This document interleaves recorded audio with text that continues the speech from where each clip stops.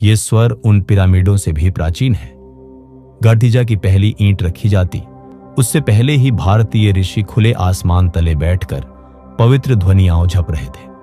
लेकिन ये प्रार्थनाएं वैसी नहीं थीं जैसी हम आज समझते हैं। ये थीं सूक्ष्म कंपने, बोले गए रहस्यमय कोट जिनसे प्रकृति तक को प्रभावित किया जाता था। वैदिक ग्रंथ कहते हैं कि उन पुरोहितों ने इन्हीं मंत्रों से मेघ बुलाए, फसलें बचाई और बिना चिंगारी अग्नि प्रज्वलित कर दी। धीमी नाद धुन पीछे से उठती है जैसे गायत्री की गूंज। ये कोई जादू नहीं था, यह अनुष्ठान शास्त्र था। और आज आधुनिक वैज्ञानिक भी इन प्राचीन ध्वनियों का मस्तिष्क, श्वास, यहां तक कि मौसम पर असर जांचने लगे हैं। तो बताओ, इनमें कितना हिस्सा मिथक है और कितना वास्तविक मापने योग्य सामर्थ्य। आओ खोजें इस रहस्य को। कल्पना करो एक ऐसा मंत्र जो तुम्हारे मन की धूल को झाड़कर उसमें छिपे हीरे को चमका दे। मैं तुम्हें एक यात्रा पर ले जाने आया हूं जहां शब्द सिर्फ ध्वनियां नहीं बल्कि ऊर्जा की सीढ़ियां बन जाते हैं। आज हम साथ साथ उस प्राचीन ज्ञान के द्वार पर पहुंचेंगे जिसे ऋषियों ने सहस्रों वर्षों पहले खोजा और जिसे आधुनिक विज्ञान आज फिर से परख रहा है। सबसे पहले तुम और मैं एक समझ पर साथ आए। हमारा मन किसी बंदर की तरह उछलता कूदता है और जीवन की शोरगुल भरी सड़कों पर वह और भी भटक जाता है। मंत्र उसी मन को एक चुंबक की तरह केंद्र में खींच लाता है।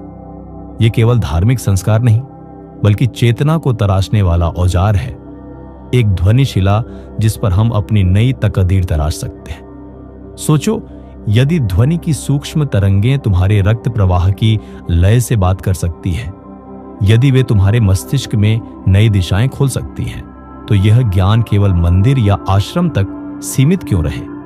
इसी रहस्य को हम आज उजागर करेंगे। कैसे एक सरल ध्वनि बीज तुम्हारे तंत्रिका तंत्र में नए रास्ते बना देता है, कैसे तनाव का भार धीरे धीरे पिघलकर शांति की सरिता बन जाता है, और कैसे यह विज्ञान तुम्हारी रोजमर्रा की चुनौतियों को साधना में बदल सकता है। मैं तुम्हें दिखाऊंगा कि वेदों में जिस मंत्र को मंत्रायते, मन को रक्षा करने वाला कहा गया, वही आज लेबोरेटरी में ब्रेन स्कैन मशीनों पर नई कहानी सुना रहा है। हम सुनेंगे गूंज जो तिब्बती घाटियों और गुरुद्वारों की दीवारों से होती हुई अब तुम्हारे स्पीकर तक आ पहुंची है। हम जानेंगे कि जापानी जैन बौद्ध भिक्षु कैसे एक ही वाक्य दोहराते दोहराते अंतरिक्ष सा मौन पा लेते हैं, और कि आधुनिक न्यूरोलॉजिस्ट इस मौन को नए न्यूरॉन्स के जन्म से जोड़ रहे हैं। इस यात्रा में 5 द्वार हैं, पर यह साधारण द्वार नहीं, ये चेतना के 5 स्तर हैं जो तुम्हें तुम्हारे ही भीतर उतरने का निमंत्रण दे रहे हैं। पहले द्वार पर हम उस रहस्य में प्रवेश करेंगे जहां मंत्र का जन्म होता है, जहां शब्द अब तक बोले नहीं गए हैं पर उनकी ध्वनि ब्रह्मांड की नाड़ी में गूंज रही है। दूसरे द्वार पर हम देखेंगे कि जब यह ध्वनि हमारे शरीर में उतरती है तो कैसे हर कोशिका जल में कमल की तरह खिल उठती है। तुम महसूस करोगे कि तुम केवल सुन नहीं रहे, तुम स्पंदन बन रहे हो। तीसरे द्वार पर हम पहुंचते हैं अनुनाद बिंदु पर, वह क्षण जहां शब्द शून्य से फूटता है। यह वह स्थल है जहां मौन बोलता है और नाद सुनता है। चौथे द्वार पर यह नाद तुम्हारे जीवन की वास्तविकता से टकराएगा, तुम्हारे डर, तनाव और आंतरिक संग्राम से। यहां मंत्र तुम्हारा दर्पण बन जाएगा और शायद तुम्हारा औषध भी। और फिर 5वें अंतिम द्वार पर तुम वहां नहीं रहोगे जो केवल सुनता है, तुम स्वयं वह दिव्य स्पंदन बन जाओगे, एक ऐसी प्रतिध्वनि जो बाहर नहीं भीतर गूंजती है, सदा, निरंतर। और अंत में मैं तुम्हें आमंत्रित करता हूं, इन मंत्रों को 7 दिनों तक साधो। हर दिन एक द्वार, हर दिन एक आत्म प्रकाश, और फिर लौट कर बताओ तुम्हारे भीतर कौन सा सूर्योदय हुआ। तो अब एक गहरी सांस लो, कंधों को ढील दो और अपने हृदय मंदिर का द्वार खोल दो, क्योंकि अगला क्षण तुम्हें उस प्राचीन नाद से मिलाने वाला है जो युगों से बस तुम्हारा ही इंतजार कर रहा है। कल्पना करो सहस्रों वर्ष पहले की एक मौन रात्रि, जब ऋग्वेदीय अग्निहोत्र की ज्वाला धधक रही थी और दूर किसी तपस्वी ने आंखें मूंद कर पहले मंत्र का उच्चारण किया। उस ध्वनि में कोई भाषा नहीं थी, वह केवल कंपन था, एक स्पर्श जो अंतरिक्ष से होकर हृदय तक पहुंचा। यही है मंत्र, मन को बांधने वाला, मन को पार कराने वाला। संस्कृत के दो बीज याद रखो, मन और त्र। मन यानी मन बौत्र, यानी वह यंत्र जो संभाले, बचाए, रूप दे। जब दोनों जुड़े तो बना मंत्र, एक ऐसा ध्वनि यंत्र जो विचारों के तूफान में लंगर डाल देता है। अब थोड़ा पीछे चलो, सिंधु घाटी के मिट्टी पत्थर टूटते हैं, पर मोहरों पर उकेरा वह यौगिक आसन आज भी मुस्कुराता है। आर्षि देखते हैं कि ब्रह्मांड एक महासंगीत है, नाद ब्रह्म। वेदों के उद्गाता उस आदि शब्द का प्रतीक मानते हैं जो सृजन, पालन और संहार की त्रिमूर्ति को एक ही अर्धचंद्राकार ध्वनि में समेट देता है। तभी से हर मंत्र उस आदिनाद की प्रतिध्वनि है, जैसे कोई नदी अपने उद्गम की याद में निरंतर कलकल करती रहे। मगर मंत्र केवल भारत में नहीं पला। तिब्बत के बौद्ध जब ओ मणि पद्मे हूं का जाप करते हैं, वे करुणा के कमल को हृदय सागर में खिलाते हैं। ईसाइयों का किरिये एलेसन, सूफियों का हु, शिंतो का कामी समा। हर सभ्यता ने अपने ज्ञान संग्राम में कोई न कोई संगीतमय अस्त्र गढ़ा। ध्वनि ही वह पुल है जो समय और संस्कृति के महासागरों को पार करवा देती है। अब आधुनिक प्रयोगशालाओं की ओर रुख करते हैं। हार्वर्ड के न्यूरोसाइंटिस्ट fMRI मशीन में देखते हैं कि जब कोई साधक निरंतर मंत्र जपता है तो ब्रेन की डिफॉल्ट मोड नेटवर्क शांत हो जाती है। वहां जहां अनगिनत बिखरी चिंताएं घूमती हैं, वह जगह दीपक की लौ सी स्थिर हो जाती है। इसी को न्यूरोप्लास्टिसिटी कहते हैं। मस्तिष्क अपने लिए नई पगडंडियां बनाता है, तनाव के पुराने निशान मिटते हैं, शांति की हरी काय उगती है। ध्वनि का विज्ञान और गहरा है। जब तुम राम उच्चारण करते हो तो जीभ तालू से टकराकर वैसी ही तरंग बनाती है जैसी हृदय की धड़कन। अल्ट्रासोनिक इमेजिंग से दिखता है कि यह कंपन वाग्भव कुंड के आसपास सूक्ष्म रक्त संचार को तेज करता है।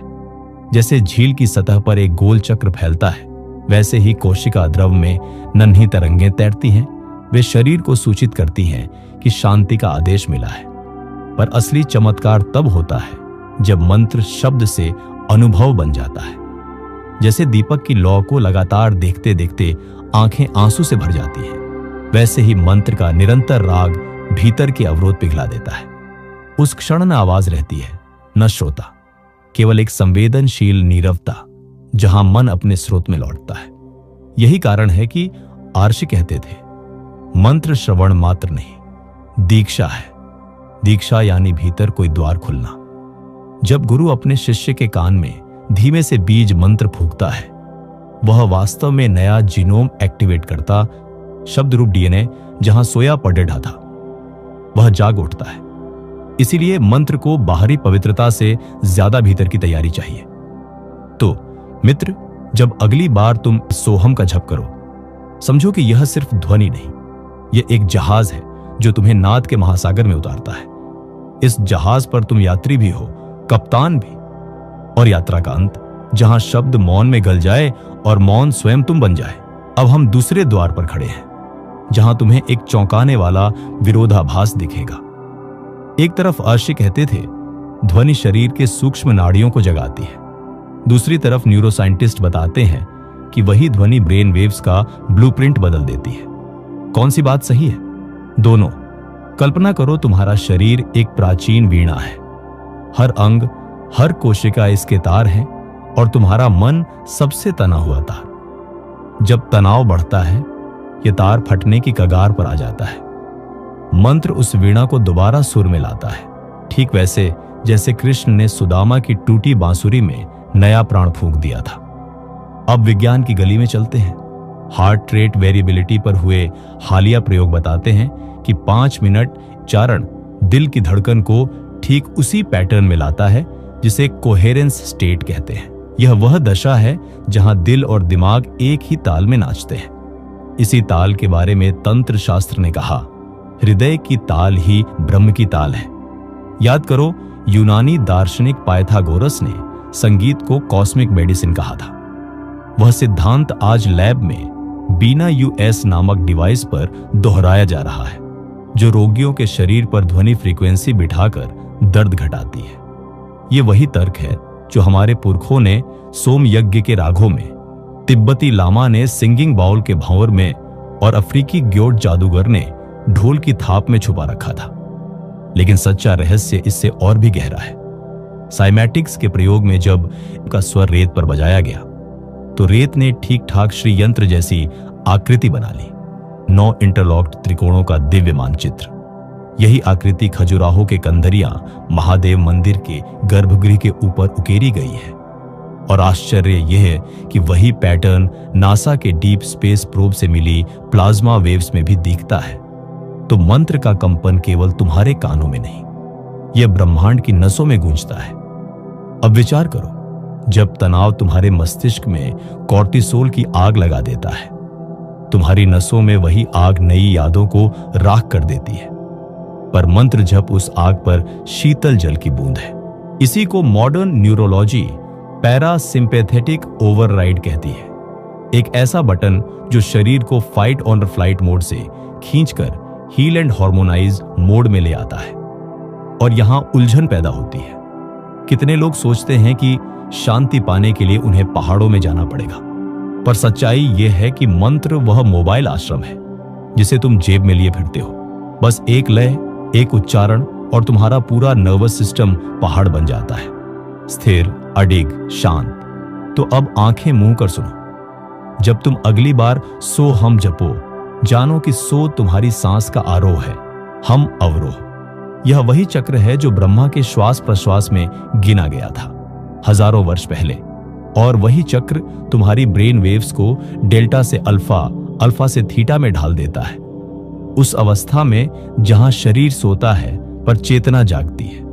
यही है वह भूला हुआ सत्य। मंत्र कोई लकड़ी की माला तक सीमित नहीं, यह तुम्हारा डीएनए दोबारा ट्यून करने की कुंजी है। इसीलिए आर्षे ने कहा था, शब्द से सृष्टि बनी है। वही शब्द जब लौटता है, सृष्टि की चोटियां झुक जाती है और भीतर अतल सागर शांत हो उठता है। अब तीसरे द्वार के भीतर प्रवेश करो। यह वह जगह है जहां मंत्र केवल ज्ञान नहीं, प्रत्यक्ष अनुभूति बन जाता है। कल्पना करो, रात के सुनसान में एक प्राचीन सूर्य मंदिर जिसकी दीवारों पर अंकित है वही श्री यंत्र जिसके 9 त्रिकोण रेत पर AUM के स्वर से उभरे थे। जब पहली किरण इन त्रिकोणों पर पड़ती है तो मंदिर का गर्भगृह सोने की आग से भर उठता है, मानो पत्थर स्वयं सूर्य को पी रहा हो। यही दृश्य हमारे भीतर भी घट सकता है यदि हम मंत्र को पत्थर की दीवार की तरह स्थिर होने दें और चेतना को सूर्य किरण की तरह उस पर पड़ने दें। सोचो, तुम्हारा हृदय एक गुप्त मंदिर है जहां छत के बीचों बीच एक सूक्ष्म यंत्र टंगा है। हर बार जब तुम AUM नमः शिवाय का जप करते हो, यह सूक्ष्म यंत्र हल्का सा घूमता है और भीतर सोई ऊर्जा में ज्वाला भर देता है। इसे तंत्र शास्त्र में हृदय कमल का चक्र कहा गया है, ब्रह्मांड का नक्शा जो तुम्हारे सीने में लिपटा पड़ा है। अब एक कहानी सुनो। कंबोडिया के अंगकोर वाट में वर्ष में 2 बार सूर्योदय ठीक वहीं निकलता है जहां मुख्य शिखर की सीध स्वर्णिम रेखा खींचती है। पश्चिम के खगोल शास्त्री इस समन्वय को आर्किटेक्ट ऑफ द स्काई कहते हैं, पर पुरानी कथाएं बताती हैं कि यह मंदिर मंत्र जप की लहरों पर डिजाइन हुआ था, क्योंकि वास्तु शास्त्रियों ने पहले महीनों तक गायत्री का जप करते हुए रेखाएं खींची। उन ध्वनियों ने ही ईंटों को ऐसी नियति दी कि वे सूर्य के साथ सुर में बंध जाएं। यही राजस्थानी रण में खड़ा किला चित्तौड़ भी जानता है। यहाँ की विजय स्तंभ पर उकेरे देवताओं के 729 चित्र उतने ही हैं जितने AUM के जप से शरीर में पतंजलि ने प्राण वेग गिने। यह संख्या कोई संयोग नहीं, यह इशारा है कि मंत्र, गणना और पत्थर एक ही रहस्य के 3 रूप हैं। आओ अब थोड़ा भीतर उतरे। जब मन बहुत दुखी होता है तो वह स्वयं को देह का कैदी मान लेता है, पर मंत्र उसे याद दिलाता है कि देह ही वह मंदिर है जिसकी दीवारों पर ब्रह्मांड का नक्शा उत्कीर्ण है। जैसे बौद्ध कथाओं में इंद्रजाल, एक ऐसा जाल जिसके हर मोती में संपूर्ण सृष्टि का प्रतिबिंब हो, वैसे ही हर कोशिका में मंत्र का प्रतिध्वनि भी छिपा है। जिस पल तुम मंत्र को संयमित श्वास के साथ दोहराते हो, वही बीज अंकुर बनकर चढ़ने लगता है। धीरे धीरे यह अंकुर 10 दिशाओं में जड़ें फैलाता है। इसे आधुनिक विज्ञान वागस नर्व स्टिम्युलेशन कहता है। जहां पारसिम्पैथेटिक तंत्रिका शरीर को मरम्मत मोड में ले जाती है। लेकिन आश्य ने इसे ऊर्ध्व रेता कहा, ऊर्जा जो नीचे से उठकर सहस्रार तक पहुंचती है। आइए एक पल रुकें और भीतर देखो। क्या तुम्हें अपने सीने में हल्की धुन सुनाई दे रही है? शायद वह तुम्हारा हृदय ढोलक सा बजा रहा है। मंत्र उस ढोलक पर राग छेड़ देगा। यह वही क्षण है जहां भावुकता, तर्क और अनुभूति एक धुआंधार झरने की धार में मिल जाते हैं और तुम थोड़ी देर के लिए अहम से सोहम बन जाते हो। और यही है आज की तीसरी सीख। मंत्र वह कुंजी है जो पत्थर, संख्या और चेतना, इन तीनों को एक वृत्त में जोड़ देती है। यदि तुम इस वृत्त के केंद्र में बैठ सको तो तुम्हारा हर श्वास पृथ्वी की धुरी बन सकता है और हर उच्चारण ब्रह्मांड के तारों में हलचल पैदा कर सकता है। तो अब 2 पल मौन रहकर उस सूक्ष्म धुन को सुनो, फिर नीचे टिप्पणी में बताओ, क्या तुम्हें भी हृदय में किसी प्राचीन मंदिर की घंटियां सुनाई दी? अगर हां, तो इस वीडियो को लाइक करो और उस अनुभूति को शब्द दो, क्योंकि किसी और भटके हुए यात्री को तुम्हारे शब्द ही रास्ता दिखा देंगे। चलो अब चौथा द्वार खोलते हैं, वह रहस्य जिसकी चाबी केवल उन्हीं को मिलती है जो भीतर के सन्नाटे को सुन चुके हैं। तुमने सुना कि मंत्र ब्रह्मांड का कंपन है, पर क्या तुम जानते हो कि हर रोग, हर भय, हर इच्छा का भी अपना अपना सुर होता है। यदि रोग की तरंग विकृत है तो उपचार की ध्वनि भी तय है। यदि मन शंकाओं से भारी है तो भरोसे का विशेष स्वर ही उसे साध सकता है। यहीं से जन्म लेते हैं उपचार मंत्र, जैसे त्रयंबकम यजामहे, जिसे शिव ने स्वयं अमृत कुंभ से टपकती बूंद के साथ जगत को दिया। कथा कहती है कि जब चंद्रमा को क्षय रोग ने घेरा, यह मंत्र उसके कक्ष में 12 रात्रि तक गूंजा और हर श्वेत किरण में ओज भर गया। आज एम्स्टरडैम की लैब में यही मंत्र ऑन्कोलॉजी वार्ड के स्पीकर पर धीमे धीमे बजता है और मरीज कहते हैं कि कीमो के दर्द में जैसे कोई ठंडी हथेली उनके सिर पर रखी जाती है। पर उपचार केवल शरीर का नहीं, मन का भी है। तुम्हारी आत्मा पर लगी दरारें भरने को सोहम है, जो हर श्वास के साथ याद दिलाता है कि तुम्हारा अस्तित्व सीमित देह नहीं, अनंत नील आसमान है। और जब ध्यान भटक जाए तो गुरु योनि अग्नि जैसे स्पष्ट उच्चारण मन को अंकुश लगाते हैं। यह वैसा ही है जैसे अर्जुन के अश्वों की रास स्वयं कृष्ण ने थाम ली थी। अभी तुम सोच रहे होगे, इनमें से मेरा मंत्र कौन सा? चुपचाप अपनी सबसे गहरी आवश्यकता को सुनो। यदि देह पीड़ा से चीख रही हो तो ह्रीं धी की तरंगें मरहम है। यदि दिल टूटा हो और आत्म गरिमा चिटक गई हो तो प्रेम भीतर कमल खिला देगी। और यदि दिमाग धुंधला हो तो श्रीय का तेज नाद क्लैरिटी की बिजली बनकर गिरता है। लेकिन मंत्र केवल शब्द नहीं, एक पूरा मंदिर वातावरण मांगता है। सूर्योदय से पहले का नील प्रभात चुनो, जब पक्षियों ने अभी राग अलापना शुरू ही किया हो। दिए की लौ प्रज्वलित करो, लौ की अपरंपार शांति तुम्हारे मन की चंचलता सोख लेगी। भूमि पर आसन बिछाओ, रीढ़ को ऐसे सीधा करो जैसे मेरुदंड स्वयं मेरु पर्वत हो, और होठों को उस पर्वत की शिखर धार बना दो जहां से मंत्र नदी बहने वाली है। अब 5वां द्वार सामने है, आत्मशासन का। जैसे योद्धा तलवार चलाने से पहले उसकी धार पर उंगली रखकर सम्मान जताता है, वैसे ही साधक मंत्र को जपने से पहले मौन में उसकी शक्ति को नमन करता है। पहली गिनती में तुम्हारी जीभ लड़खड़ाएगी, विचार टकराएंगे, पर यही परीक्षा है। योग सूत्र कहते हैं, अभ्यास और वैराग्य दोनों पंख मिले तो मन आकाश चूमता है। इसलिए 7 दिन तक हर दिन 21 बार सुनो अपनी ही ध्वनि को और फिर लिखो कि भीतर क्या बदला। देखते ही देखते तुम पाओगे कि सड़कों का कोलाहल भी तुम्हें विचलित नहीं करता। मीटिंग रूम की गर्म बहस में भी भीतर शीतल झरना बहता रहता है, और जो लक्ष्य महीनों धुंधले थे वे सहसा सूर्य रेखा की तरह तने हुए दिखने लगते हैं। यही है मंत्र का वास्तुशास्त्र। भीतर की दीवारों पर साफ खींची दिशाएं, जहां असमंजस की कोई दरार नहीं रहती। अब अंतिम सत्य की ओर लौटते हैं। एक समय आएगा जब मंत्र तुम्हारे मुंह से नहीं, तुम्हारी धड़कन से निकलेगा। जब श्वास साधारण हवा नहीं, नाद सरिता बन जाएगी। और जब तुम पदचाप रखोगे, धरती पर अदृश्य श्रीयंत्र उभर आएगा, मानो स्वयं सृष्टि तुम्हारे कदमों का जप कर रही हो। तो साथी, उस क्षण को निमंत्रण दो। अभी कमेंट में लिखो, मैं सुन रहा हूं। वीडियो को अपना आशीर्वाद दो लाइक के रूप में, ताकि यह स्पंदन और दूर तक फैल सके। और यदि तुम्हारी चेतना ने अभी अभी कोई नई सीढ़ी छुई है तो इस ज्ञान यात्रा का हिस्सा बनो। सदियों से बंद पड़े उन मंदिर द्वारों के आगे हम सब साथ खड़े हैं। यह तो बस प्रारंभ है। अगली श्वास में हम और गहन रहस्य खोलेंगे। नाद ब्रह्म तुम्हारे भीतर सो रहा है, उसे जगाओ और दुनिया को दिखा दो कि मौन सबसे ऊंचा मंत्र है। सभी द्वार पार करके अब हम उस अनंत मंडप में आ पहुंचे हैं जहां न कोई आरंभ है न अंत। यहां नाद और मौन एक दूजे में घुलकर ऐसी रश्मि बन जाते हैं जो कहती है, तुम वही स्वर हो जिसे तुमने सदा बाहर खोजा। देखो, जब शुरुआत में ब्रह्मांड ने AUM कहा तो वह ध्वनि अकेली नहीं थी, उसके भीतर हम सबके नाम छिपे थे। जैसे नदी अपने हर बूंद में संपूर्ण सागर की खबर लिए चलती है, वैसे ही तुम्हारा हर श्वास संपूर्ण ब्रह्मांड का पत्र है।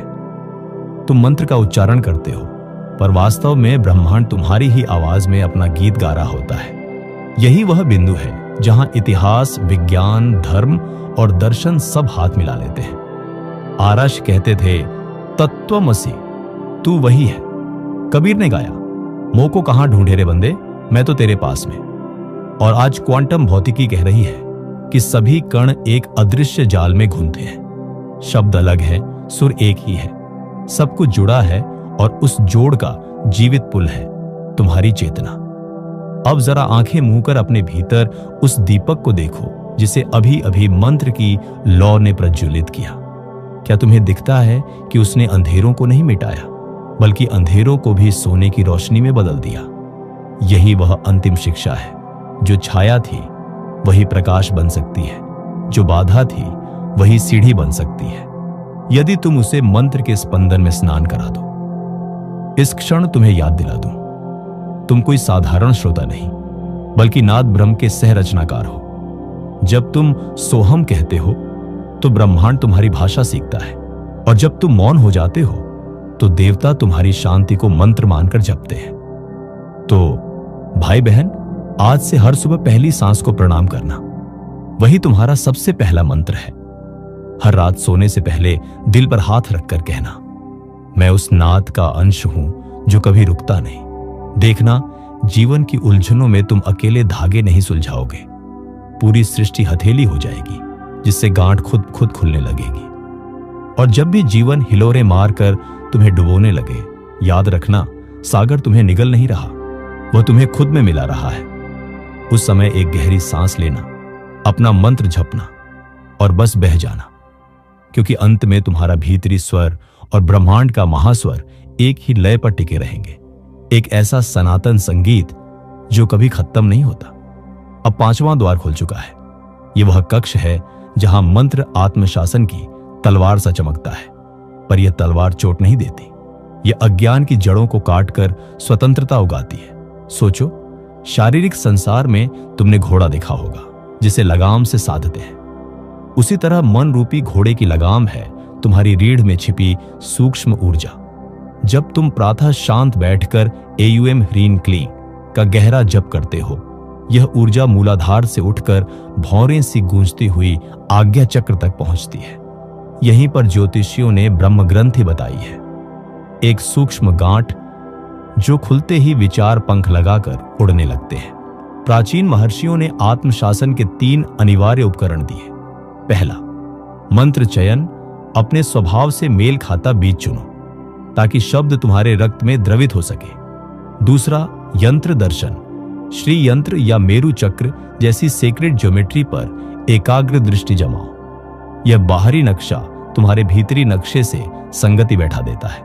तीसरा, प्राण स्वर सहज प्राणायाम, जिसमें श्वास 4 गिनती में भीतर, 4 में रोके और 8 में बाहर। इसके साथ मंत्र जोड़ो तो श्वास और शब्द एक रस धारा बनते हैं। यदि लक्ष्य आत्मविश्वास जगाना है तो AUM हम हनुमते नमः ऐसा है जैसे तुम्हारे भीतर वानर सेना जाग उठे।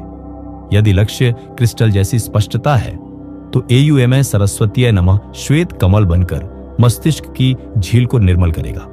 और यदि जीवन पथ पर दृढ़ता चाहिए तो AUM नमः भगवते वासुदेवाय सिंह का गुर्राना बनकर संशयों को दूर भगा देगा। अब प्रयोग करो। 4 हफ्तों के लिए एक ही मंत्र, एक ही समय, एक ही स्थान। इसे नाद संयम तप कहा गया है। पहले सप्ताह में तुम्हें लगेगा जैसे शब्द भीतर पत्थर पर टकरा रहे हो। दूसरे सप्ताह पत्थर घिसकर पारदर्शी कांच बन जाएगा। तीसरे सप्ताह से शब्द कांच के पार चमक उठेगा और चौथे सप्ताह कांच भी गायब, शब्द भी गायब, केवल उजाला बचेगा जिसे योगी ईश्वर कहते हैं। उस उजाले में तुम पाओगे कि निर्णय लेना सरल हो गया है। किसी ने कुछ कटु कह दिया तो मन पत्थर की तरह नहीं टूटता, जल की तरह थिरक कर फिर शांत हो जाता है। और सबसे महत्वपूर्ण, इच्छाएं अब तुम्हें घसीटती नहीं, तुम ही उन्हें दिशा देने लगते हो। यह है आत्मशासन की अंतिम सीढ़ी, जहां भीतर का राजकुमार, जिसे अब तक परिस्थितियों ने कैद कर रखा था, राज सिंहासन पर बैठता है। यह सिंहासन कोई बाहरी सत्ता नहीं, बल्कि वह मौन गर्भगृह है जहां से हर नया विचार, हर कर्म, हर संबंध जगमगाते तारों की तरह निकलते हैं। और याद रखो, इस राज सिंहासन की रक्षा किसी दीवार या तलवार से नहीं, बल्कि तुम्हारे स्वयं के चेतन मंत्र से होती है, जो दिन में 100 बार मन को भटकने से खींचकर इसी केंद्र में लाता है। वही मंत्र कालांतर में तुम्हारी सांसों का स्वाभाविक संगीत बन जाता है।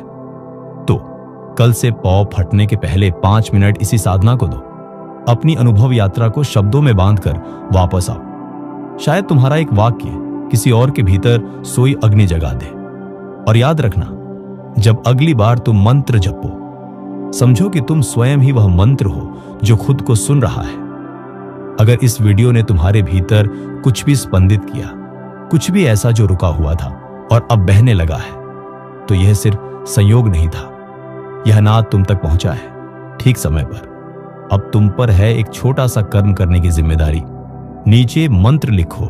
यह सिर्फ एक शब्द नहीं, एक ऊर्जात्मक स्वीकृति है। लिखकर तुम यह तय करते हो कि यह यात्रा अधूरी नहीं रहेगी। यह वैज्ञानिक रूप से सिद्ध है, जो हम लिखते हैं वही हमारे अवचेतन में गहराई तक उतरता है। एक बार मंत्र लिखो और देखो कैसे वह तुम्हारे जीवन में गूंजता है। और हां, जो तुम्हें मूल्यवान लगे वो दूसरों से छुपाना नहीं चाहिए। शेयर करो इसे उन लोगों के साथ जो भीतर से थके हुए हैं लेकिन बाहर से मुस्कुरा रहे हैं। कभी कभी एक वीडियो, एक वाक्य किसी की जिंदगी की दिशा बदल देता है। सब्सक्राइब कर लो, क्योंकि अगली बार जब हम एक और गूढ़ द्वार खोलें तो तुम पीछे मत रह जाना। याद रखो, शून्य से नाद निकलता है, लेकिन नाद अकेला नहीं गूंजता। बेल आइकॉन दबाना मत भूलो, क्योंकि अगला मंत्र तुम्हारे लिए पहले से प्रतीक्षा कर रहा है।